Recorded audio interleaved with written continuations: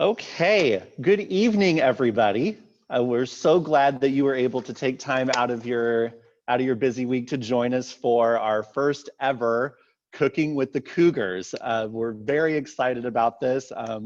We've been working very hard to get all this put together for you. My name is Nick Niemerg, and I am the Assistant Director of Constituent Relations for the SIUE Foundation. I'm the guy that's been emailing you about all of the event details. So very pleased to sort of meet all of you in this new fun virtual time that we're in. Again, thank you so much for joining us tonight. I, along with a few of our Alumni Association board members, are going to be running some tech interference in case anything happens, and also monitoring the chat window, which is accessible to everyone. So at any time throughout the night, if you have a question for any of our master chefs, please feel free to post those questions in there. You can also use the chat feature to do private messages to anybody that you might recognize and you want to connect with. So please feel free to do that. I will also mention that we are recording this, and the link will be posted onto YouTube so that you can refer back to this to get all of the recipes and just enjoy this virtual time that we have together. You may have also noticed that you are on mute, and that is on purpose.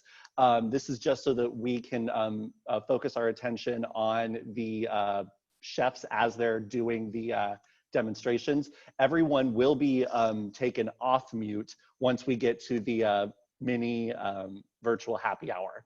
So I'll explain more about that later on.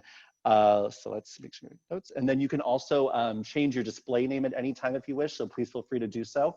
I would also recommend that once the demos start, to have your Zoom view set to speaker view, or so that the person who's speaking will show up as the largest screen on your computer, just so that you're not trying to track down like who's talking and all that.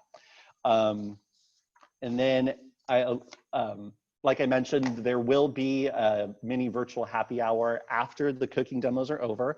We took this based on a suggestion that we received from our last virtual event, where we want to make sure that everyone that is on tonight is able to have some time to interact, connect, and network with everyone else that is on the call.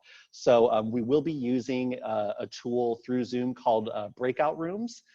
This is going to be new for everyone, so if there are any tech issues, I apologize in advance, but we will get through it together.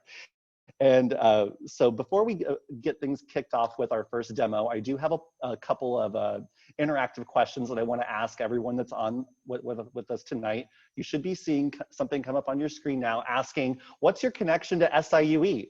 And you can answer and click as many of those options as you want. If you're an alum, an employee, a friend of the university, or if you're a current student, go ahead and click those, and I'll share the results shortly. See, it's like watching a little race to see who's going to win. And right now we have, right now it's the employee answer that's winning, but the alumni are close behind. I'll give you a couple more seconds for those of you to answer. We're just waiting on a few more people. Okay. All right. So you should see something on your screen now that is showing the results. We actually have a tie. We have half alumni, half employees. And then we also have quite a few friends of SIUE. So thank you for joining us. And thank you for your support of the university. I do have another question. We do have people from all over the country that are joining us. So if you want to let us know what area of the country, or if you're outside the US, let us know where you are. And if you're unsure of the regions, you can just take a wild guess and then put your answer in the chat feature too. Couple more seconds. All right. And it looks like a majority of us are from the Midwest, but we do have some people joining us all the way from Texas and from the Northeast, which is really exciting. So it's really great that we're able to, we're all able to connect and get to enjoy this time together. So there will be another poll later on. So I will go ahead and shut that off. So I'm gonna go ahead and stop talking, and we're gonna get right into the cooking demos. Our first master chef of the evening is a 2017 School of Business alum and also serves on the Alumni Association Board of Directors. So live from her kitchen, I'm gonna unmute her first, is Millie Clark.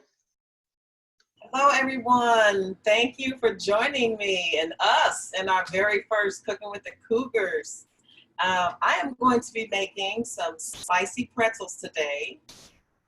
And I'm going to I've already washed my hands. I didn't want everyone to hear me run in the water.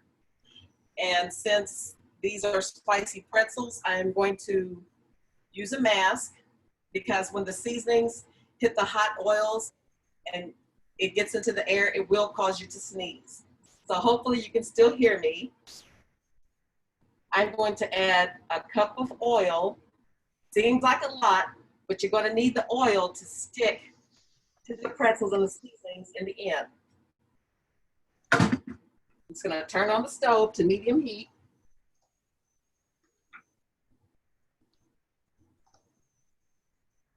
I'm going to add 2 tablespoons of Cajun seasoning, 2 tablespoons of granulated garlic,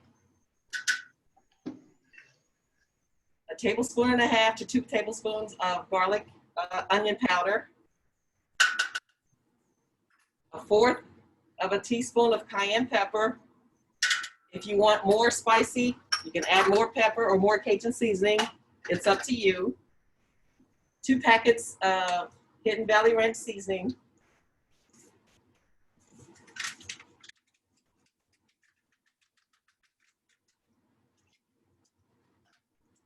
And I'm going to whisk all this together.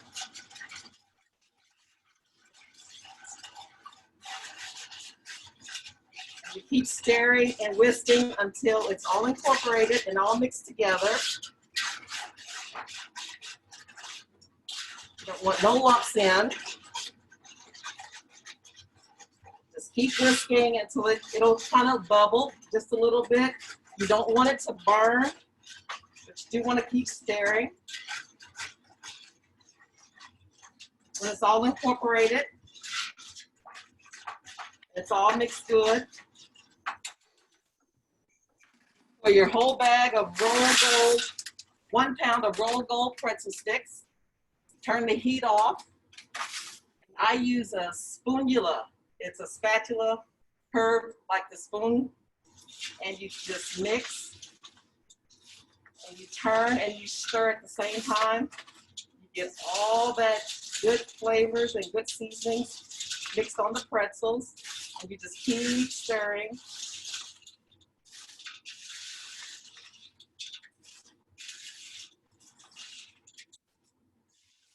Just keep mixing it up. The longer you mix, the more you toss it, the thicker it will get, and it will stick to the pretzels even better. I'm losing pretzels.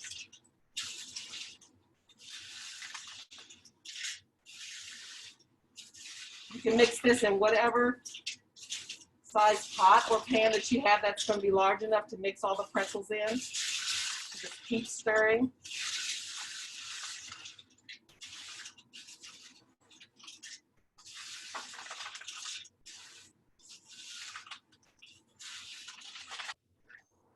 And once you have them all incorporated,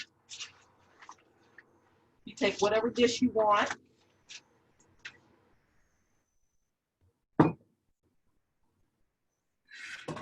You pour your pretzels in.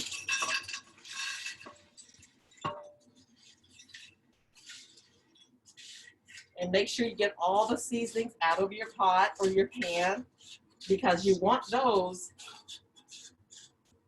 They will settle.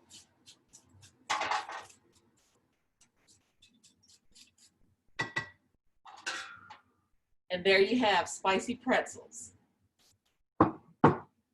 If you're not going to eat these right away, you can also put them in a Ziploc bag or some kind of airtight container, and they will last up to 5 days and keep the same crisp, fresh crunchiness.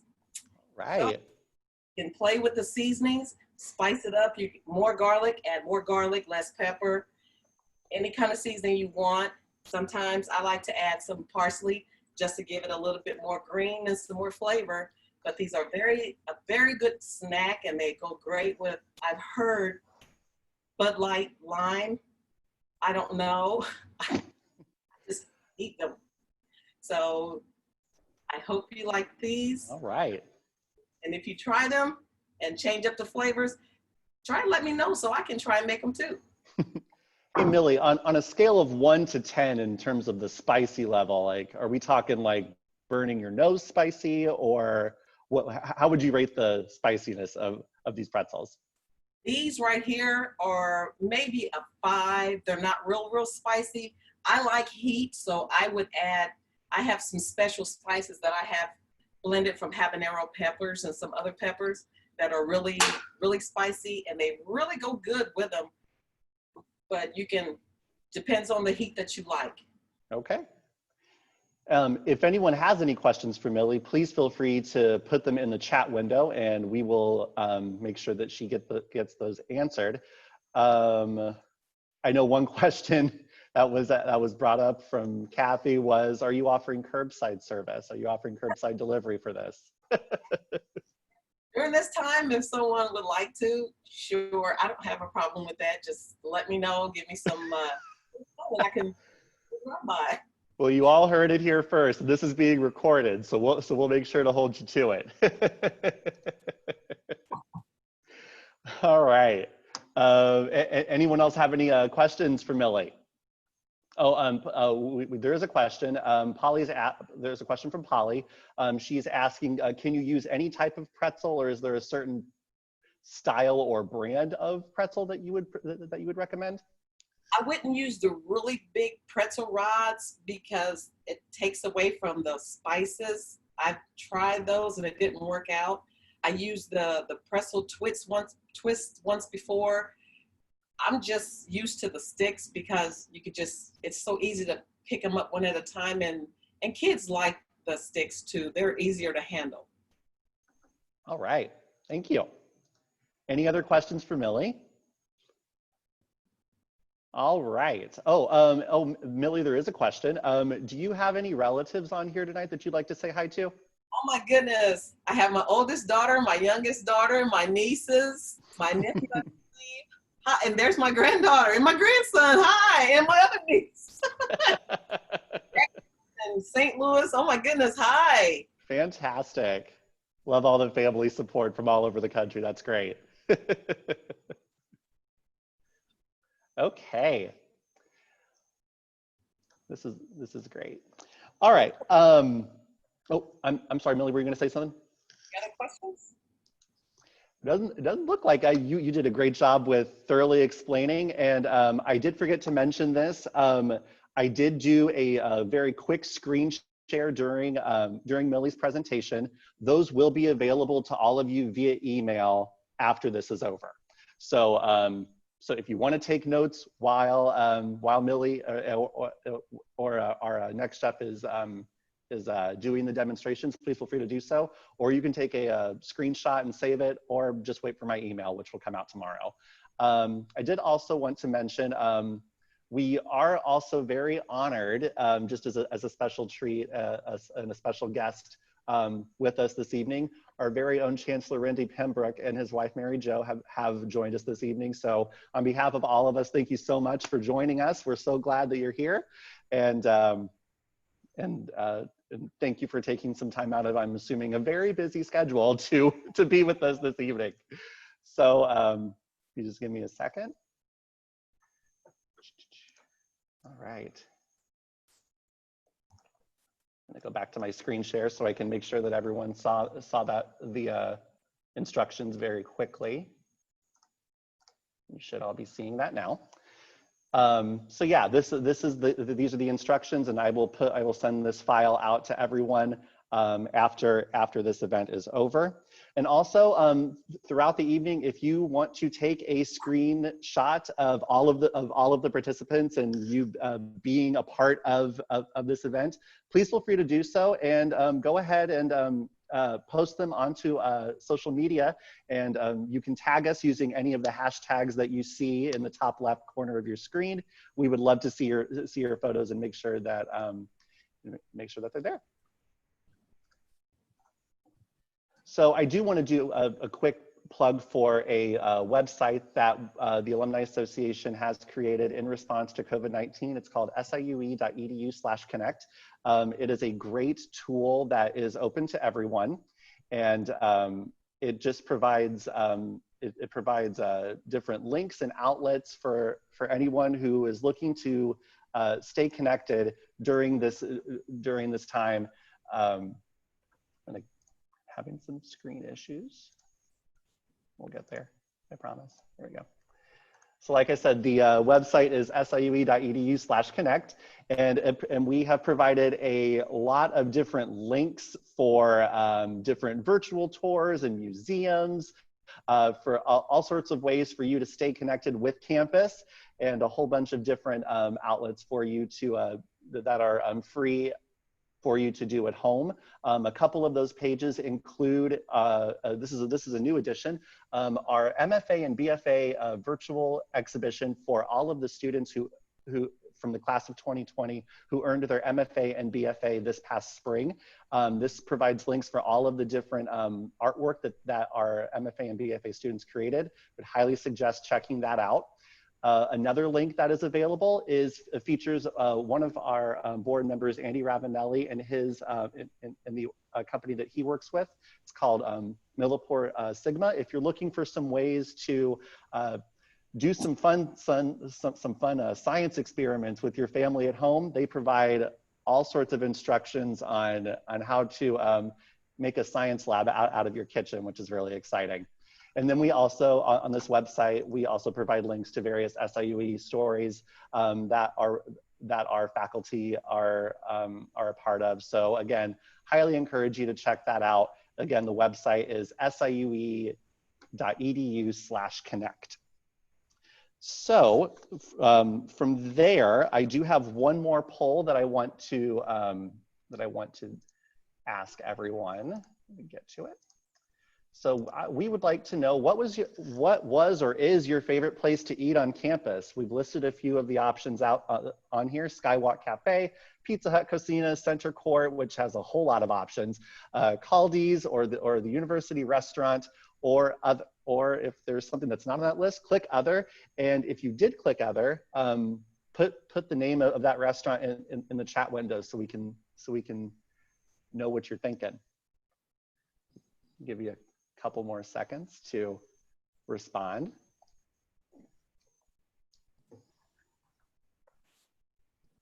All right, looks like most everyone got on here. I got a comment for Cougar Den and Eddie's and Cougar Village. Those are two options that were featured in the Other, and it looks like Other is the winner for the poll. And I'm a big fan of Cocina, so it looks like I'm the Lone Ranger on this one. But Starbucks is also on here, and it's very exciting. Right before we went into our shelter-in-place, Starbucks started serving food. So I'll be very excited to go there once we open again, so we can try some of those yummy treats. All right. So we're gonna stop. And I'm going to stop talking again, and we're going to move on to our second MasterChef. Apart from being a molder of minds as an educator in the St. Louis area, our next chef is a two-time SIUE alum and currently serves on the Alumni Association Board of Directors as our board secretary. So I'm very excited to welcome Victor Hicks. Everybody, good night. Welcome to the Hicks house. Hopefully I don't burn anything up and I don't embarrass my wife. That's my main point. Tonight I'm going to be making 5-cheese macaroni, baked macaroni. It is a dish that I grew up eating I have, most of us, anyone who likes to cook, you probably had somebody who you, either a mother, grandmother, maybe even a father, that you sort of pattern your cooking style after. And I have two major influences in terms of cooking. And so I'll call one the cooking side and then one the culinary side. And you'll understand what I mean. I have an uncle, my Uncle Rick, who's a trained chef. He went to Johnson and Wales Culinary Arts College, one of the top 2, 3. It's like CIA, the Culinary Institute of America, Johnson and Wales, and then there's this ones out of the country that are preeminent. And so he lived with me after he lived with us, my mom and myself, after he graduated and came back. And so I would watch him cook. He started off cooking in hotels in St. Louis, and then he just fell in love with it. And so everything he cooked had to be like, super scientific and measured. And so, he was the one who taught me cuisine. My auntie Diane is the one who taught me how to cook. Is there a difference? Yes. Sometimes the hot cuisine, all that stuff can look good, but it may not taste good. Sometimes it can be both. But this is a riff on what my auntie Diane taught me. She taught me that cooking from the heart and cooking with love, and obviously skill too, and understanding flavors is a big deal. So the first thing we want to do is take about 16 ounces of just regular elbow macaroni and bring your water to a boil. You always want to bring your water to a boil when you're cooking pasta. You don't want to put it in cold water. So that's not cold water, but water that's heated. You want to make it, you want to put it in when it's already at a rolling boil. And another thing that people do is they overcook pasta a lot. Al dente, that teeth feel, you want to make sure you're cooking it to that place. That's something else again. But my auntie Diane would just say, don't overcook it. Don't make it rubbery. Another thing that people do sometimes they have with all types of pasta, especially fresh pasta, is it's sticking. And a tip that I picked up from my uncle was when you got the water boiling, put a little sea salt. Different people put different things in the water to flavor, but if you put a teaspoon of olive oil, which I did, it'll keep the pasta from sticking. So again, it doesn't need more than 5 to 6 minutes to boil. The heart of this dish is the bechamel sauce. Now, here's where, so obviously I graduated from SIU. I have a master's in historical research. And so here's where the nerd part of me and the foodie part of me kind of comes in. So bechamel is named after a French aristocrat from the late 18th century. And he was very wealthy, but he also was a foodie. And he took a cream sauce that was already created and he added some stuff to it. And he, as every genius does, he named it after himself. And so it becomes one of French cuisine has what they call 5 mother sauces. Basically, these sauces that you can cook anything from. And bechamel is one of them. And the heart of the bechamel is a roux, and we'll get to that in just a minute. So we're just about at the point where, and I did start before, so somebody would, would say, well, that macaroni isn't done yet. It's going to be, you want it just a little underdone because it is going to get baked. And so, and the bechamel is largely liquid. So you're going to be fine. You don't have to worry about, just overcooking it. Okay. So you want to make sure that even if you do it a little under, you're fine. Now you want to be careful. Let me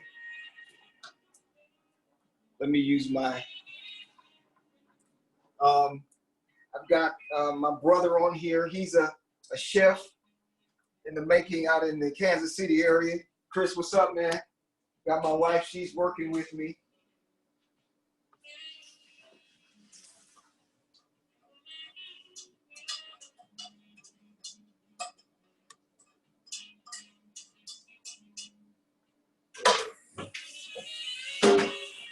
So something else that I'll do is I'll run cold water over the pasta so it'll stop it from cooking.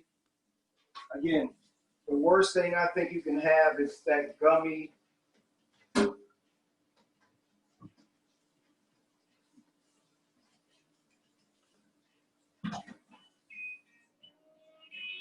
So we are a family that loves to cook, and we also are a family that loves music. I like to cook with music. So I turn my music up a little bit.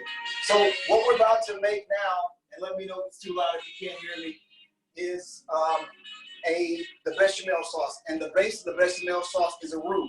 Now, anybody who's traveled to New Orleans, or you know anyone who does Cajun or Creole cooking, roux is like the foundation of French cooking, one of the French sauces foundations, but also what we call Creole or Cajun food. And so the basic roux, so if you've had something like red beans and rice, shrimp etouffee, anything like that, you probably had something that had a roux in it.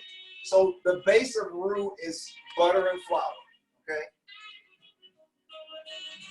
I like to bring my butter, I don't like to cook it cold. I like to bring the butter down to room temperature. It's going to give you better flavor, and you're going to find that it's easier to cook with. Now here's, I told you, the scientific or the culinary side. My uncle will say to me, how much butter are you putting in there? The recipe is online, and I'm sure Nick will share it. I don't know. Even though I wrote the recipe, when I cook, I'm cooking for flavor, and I'm cooking to make it taste good. Now, if you just thought to yourself, he put in a lot of butter, butter is like bacon. It's almost impossible to have too much of it. You want to bring the butter up to you don't want to bring it to a boil, but you want it to start melting. And you want to slowly add your flour, because you can add too much and it'll lump up, and you don't want it to lump up. This bechamel has so many potential. I mean, most people, there's even a historical debate, and when is there not a debate around history, but there are Italians, culinary historians who say bechamel is, was started in Italy, because there are a lot of Italian recipes that have something very similar to bechamel, Alfredo sauce, lasagnas and stuff like that. I don't know if you can get over here. Now, you want to make sure, and don't be afraid, if you feel you don't want this sauce to brown. When you start getting into the brown or the darker roux, that's when you're getting into those heavier dishes. We don't want the roux to get dark. We want to keep it light or blonde. Now we're going to start adding our milk. You should use whole milk. However, I do understand for dietary reasons, people choose other types of milk. Again, you want to add the milk slowly so you're not getting the lump.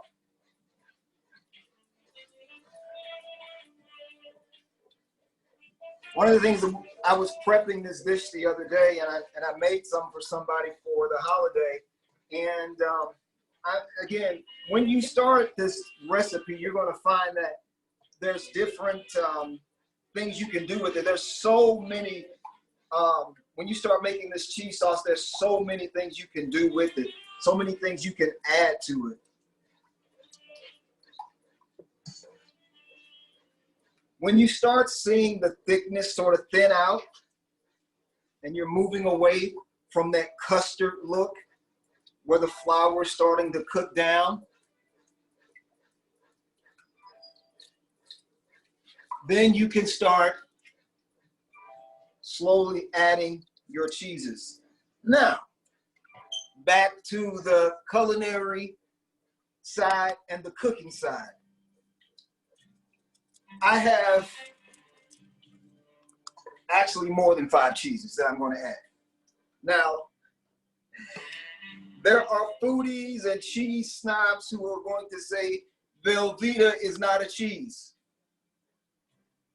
It tastes good. And so I'm going to start adding, and you want to slowly add this cheese. You don't want to put too much of it in at the first time, or too much in at a time, because again, you'll lose control of your cheese sauce. Again, bechamel is just a fancy word for cheese sauce. However, when you start cooking this, there are so many different things you can do with this. Let me tell you, this is a utilitarian sauce. There's so many things you can do it with it. I was thinking there's so many times that people have different tastes. There's some people who like spicier versions of this. You can, my wife, first of all, let me just say this. I'm grateful for an awesome wife. She made this awesome apron for me. I think it says sexiest chef alive. Oh no, it doesn't say that. That's what my other one did.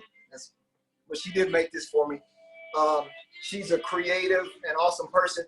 But I only make this dish once or twice a year because for the most part, we are a keto household. What does that mean? My wife is a 100% keto diet lifestyle person and has been for about 3 years. So that means, tell me what that means, babe. No carbs.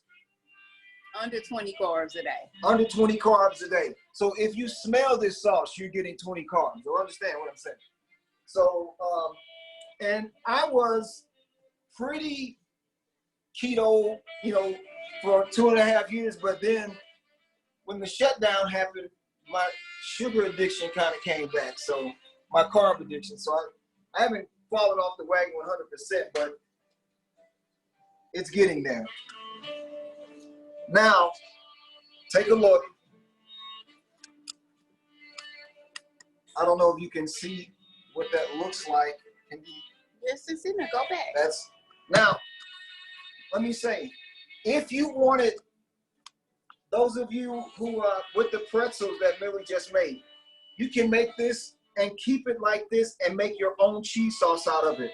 Alan, grab a beer, throw a quarter of a can in beer here, and add your favorite cheese, and now you got a beer flavored cheese sauce that so many people use in restaurants. Now we get to the flavor, all right? Because the one ingredient you will not need to put in your bechamel is salt, because almost every cheese or cheese product has a high salt content, and I use salted butter as well, all right?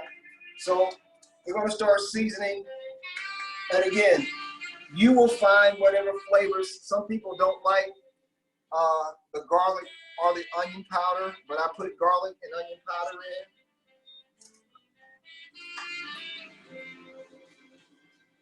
This is my personal blend. You have to text me for the personal blend. Also take some Italian seasonings, and this is a store blend. I like it for the flavor. There's basil in here. There's oregano in here. Oh, it smells so good. And the color. The thing about food, it reminds me of art, because there is a science to it, but people eat with their eyes first. Now let's start adding our cheeses. Slowly add your various cheeses. I believe this is a Colby Jack blend. I really like sharp. This is a sharp. Now, when I initially went to the store, and if you start getting too thick, the easiest thing to do is to add just a little bit more milk.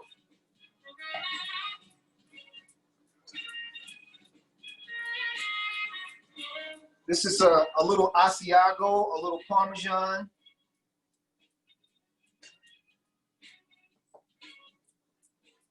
Little mozzarella. And again, you can add whatever you like to this blend. All right. I'm gonna put just a little milk in there. And I think the recipe tells you there is a variation. Now, again, this is that cooking art. Somebody said it's that Whitney Houston. Yes, it is. I want to cook with somebody. You want to cook with me. You want to feel the heat from the stove with me. I'm cooking with somebody who loves me. She's behind the camera. All right. All right. So I'm going to turn this down.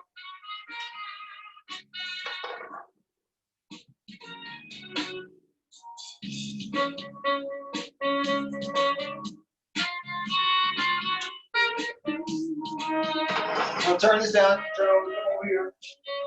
Do a little dance party while you're cooking too, Victor. Can you see? He said something. I'm sorry, I didn't hear you, Nick. No, I was saying that we can do a little dance party with you while you're cooking. Dance to some Whitney.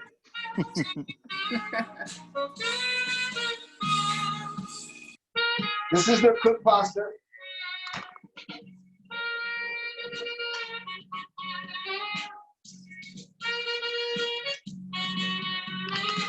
Now, this pasta is still warm. It stopped cooking, but it is still warm.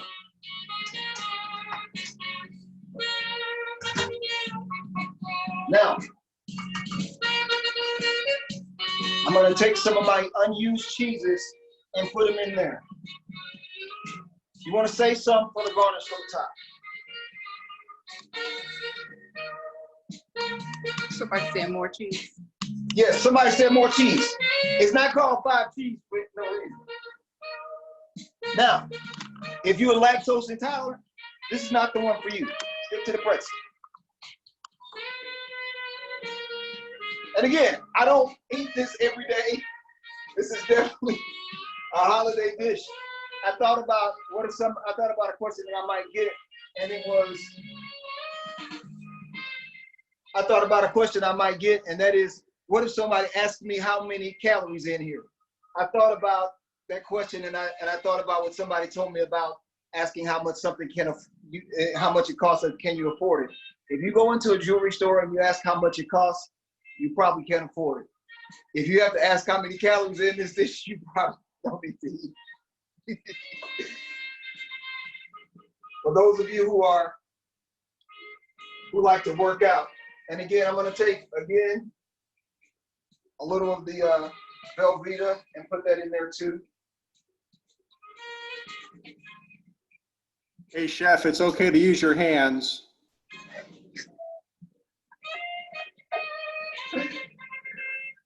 I got something special for you, Alan. I thought you would enjoy the beer cheese sauce, but I'm sure Alan is a culinary expert too, especially on the smoker. What are you cooking tonight, Alan? I took a cheap route tonight, Victor. I've got some bratwurst in the oven because it's raining outside, so I couldn't use the grill, and caramelized onions and some toasted buns. Oh, that sounds awesome. That sounds awesome. I did smoke a chicken on Monday, and it turned out fantastic. We were going to try to do the smoke thing. It just the time we didn't want people on here 5 hours. Yeah, it takes a while to do that. All right, so I'm going to take my bechamel.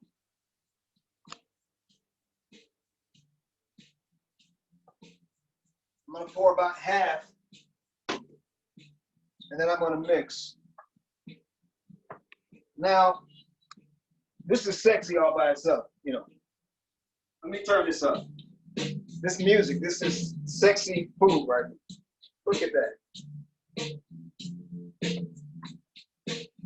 Now, as if it didn't have enough in it already,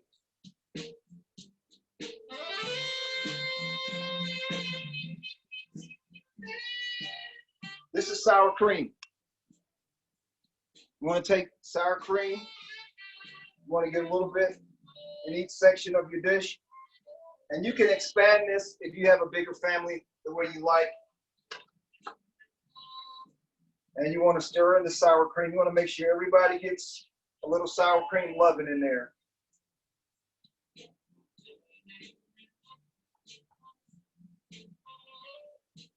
I'm getting a little messy. This is where you have staff to wipe stuff up, but it's going to be good, trust me. Now,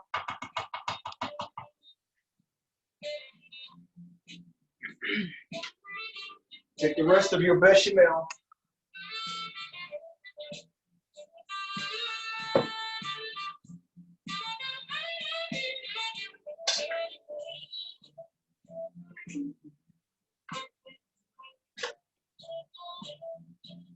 Go ahead and smooth that over.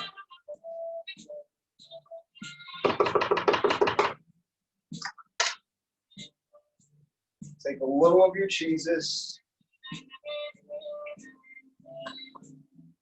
Want to garnish. Gonna take a little of that Italian seasoning. Put a little there for color. Now, smoked bacon. Let me tell you, you can use, there's so much you can do with macaroni. We were in Nashville. We went to a barbecue place. They were putting pulled pork on their macaroni. Went to a burger joint. There was I think May is National Hamburger Month.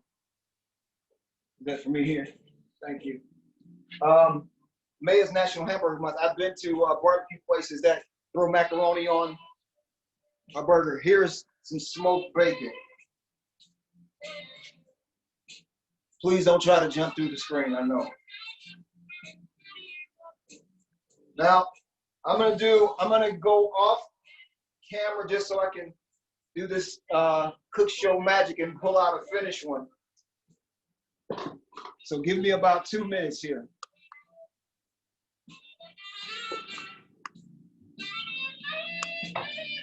While he's working his magic, if you have any questions for Victor, please feel free to put them in the chats. Victor, there was a question on the recipe slide. There was a mention of the amount of milk that is needed, and it said like 1 3/4 to 3 cups. Is there? Because let me be clear. Mm-hmm. I'm gonna really sound like a professor when I say this. I don't know. Sometimes I'm cooking it, it's like 1.5 cups. Sometimes it's 3 cups. And a lot of times it depends on the cheeses that I'm using.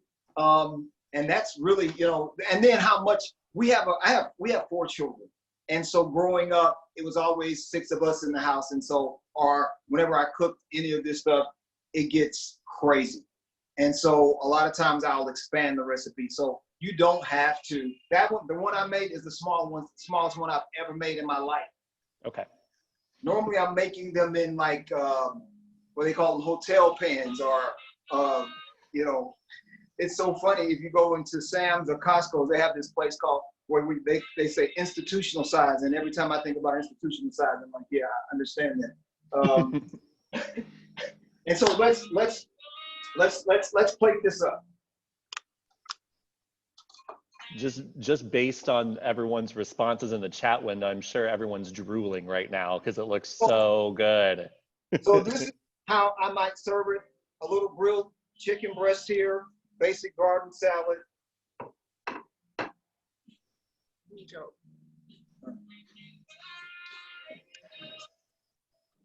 Chanel would like to know what station you have playing on in the background, Victor. Oh, this is all Victor. What do you mean? This is my music. So it's my music. This is it's called the. Oh my goodness, it's so. Is it on Spotify? Is it like a Spotify playlist? Oh, let me be accurate. It's called the Smooth Jazz All Stars Classic R&B Hits. Okay. Which is like, I feel so terrible saying all of those things. Smooth jazz. I'm offended by smooth jazz most days. And And so let me get a fork here. Sure.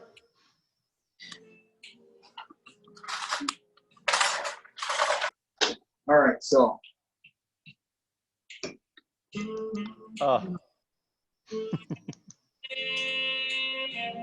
If you had to make like a catchphrase right now while saying that, what would it be?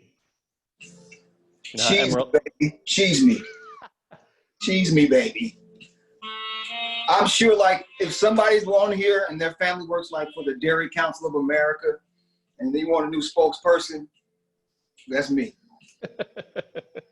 I mean, it's bad. That's awesome. It's bad. All right. All right. I'm sorry. I'm done. No, Victor, this was great. Thank you. I think we had one more question. Alex wanted to know how much cheese do you have in your fridge right now? I'm ashamed to say, Alan, I had to stop putting cheese in it. I had about 3 different other cheese. I'm like, oh, I'm gonna throw some Asiago in there, and no, I just have to stop. You should show everyone at home the inside of your fridge right now. No, my wife would instantly cut the feet. But I will bring one of these to our next board meeting where we're going to be having. Even better. That's awesome. Well, thank you so much, Victor. Thank you. I'm not supposed to be eating, but I'm sorry. You do you. Who cares, right? Thank you so much, Victor. That looks amazing. I think I speak for everyone that's on here when I cannot wait to try this recipe on my own. That looks so good. Thank you all for being patient. Thank you. Thank you to both Victor and Millie again. Both of those recipes look amazing, and I'm sure that the people at home are going to have some new dishes to spice up their next potluck or their next meal, whatever. It all looked great. Thank you so much for agreeing to do this. We're very appreciative. We have a couple more things before we get to the mini virtual happy hour.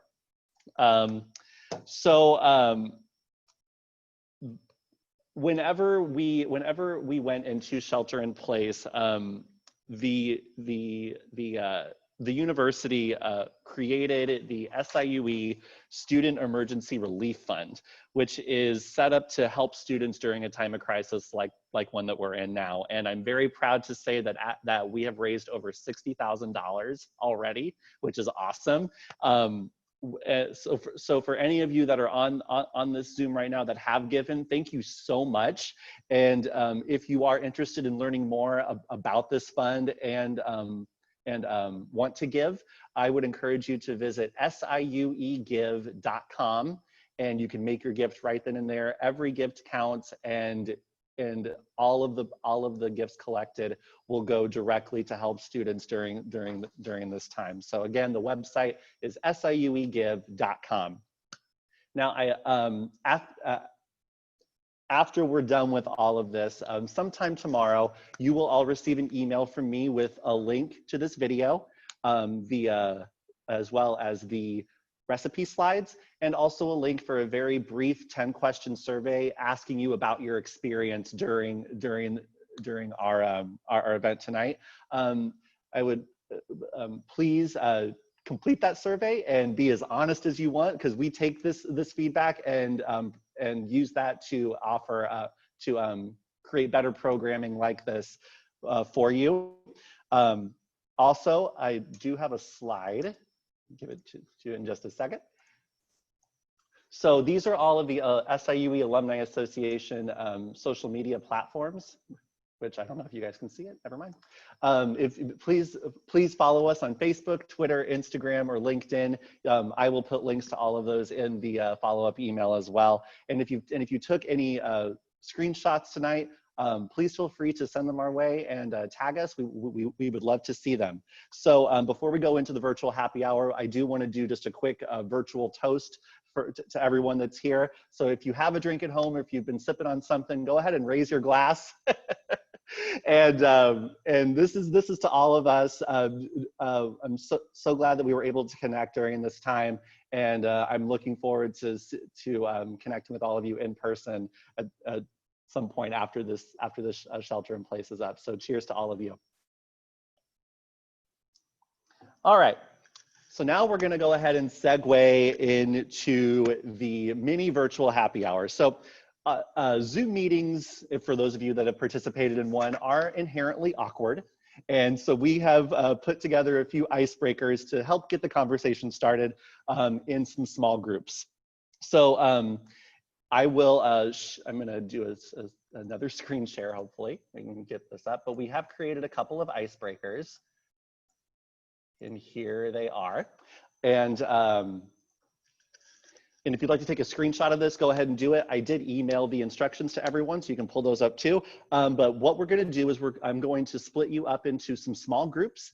And this will be a time for you to connect with one another and learn more about each other. So the first breakout room icebreaker is a basic introduction where within your small groups, you'll be asked to share your name, where you're calling from, your connection to SIUE, and what your go-to snack or food or beverage was during shelter in place. The second icebreaker is called 18 and under, and that's where in your small groups, you're gonna take turns sharing your proudest or biggest accomplishment before turning 18. That can be anything. It could be, you got crowned homecoming queen, or you learned to drive, something like that. And then our final icebreaker is virtual I Spy. And that's where in your small groups, you'll set your Zoom screen to gallery view. And then within your group, someone can be the first group spy, and that person will take turns looking at each other's screens and choose something that everyone can see.